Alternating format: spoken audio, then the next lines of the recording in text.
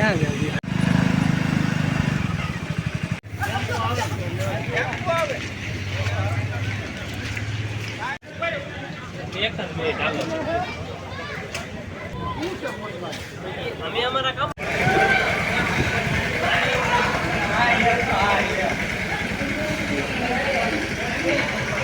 મહાદેવના મંદિરે બધાય ઝુમર આવી ગયા છે, લટકાડી દીધા છે સારે સારું.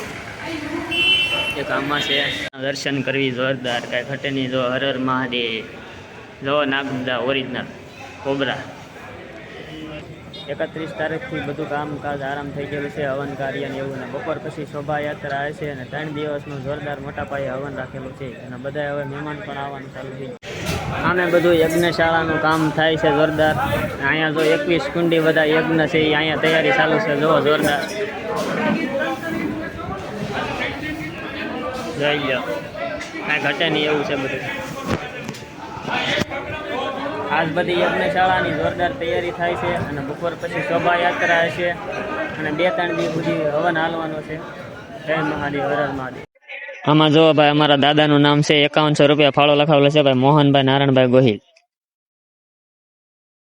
આ મંદિરના ફાળામાં દાતાશ્રીઓના બધાના નામ છે. જોઈ લો, એક એક બતાવું તમને.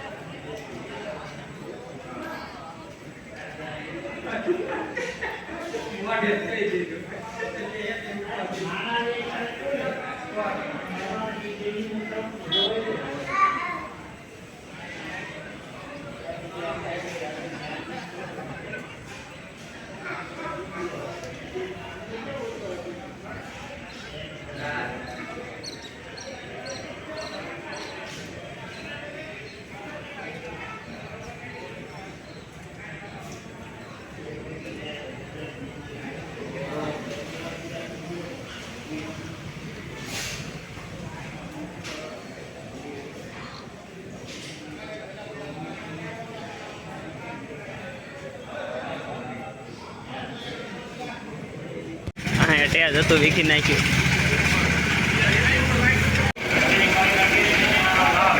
જો યજ્ઞ કુંડ બધા તૈયાર થઈ ગયા છે. દાદા હેની તૈયારી હાલે છે? આ મોટાભાઈ ત્યાંની જે આપણે જે ઘાટ બનાવી રહ્યા છીએ. હા, ખાલી વટકે આપણે છે ને દાદા વૈકુ બનાવી રહ્યા જે સુધી આપણા એની તૈયારી કરી.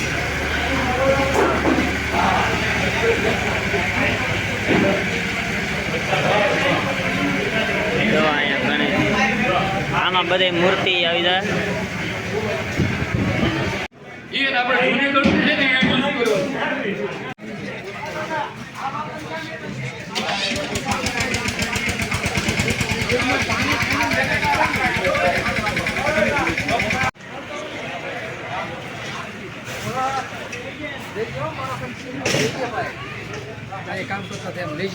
બધું લઈ લો, લઈ લો ભાઈ. ચા પાણી એલા એમાં કાંઈ ન ઘટે.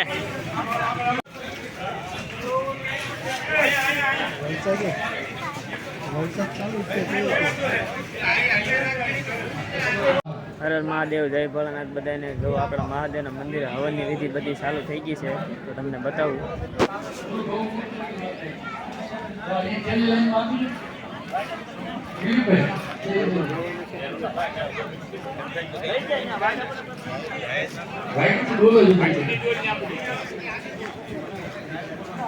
હાલો બધા પાણી જે ભર્યું છે ગૌના મૂત્ર વાળું પાણી, પંચગવ્ય વાળું છેલ્લી લાઈનમાં બાકી છે ને.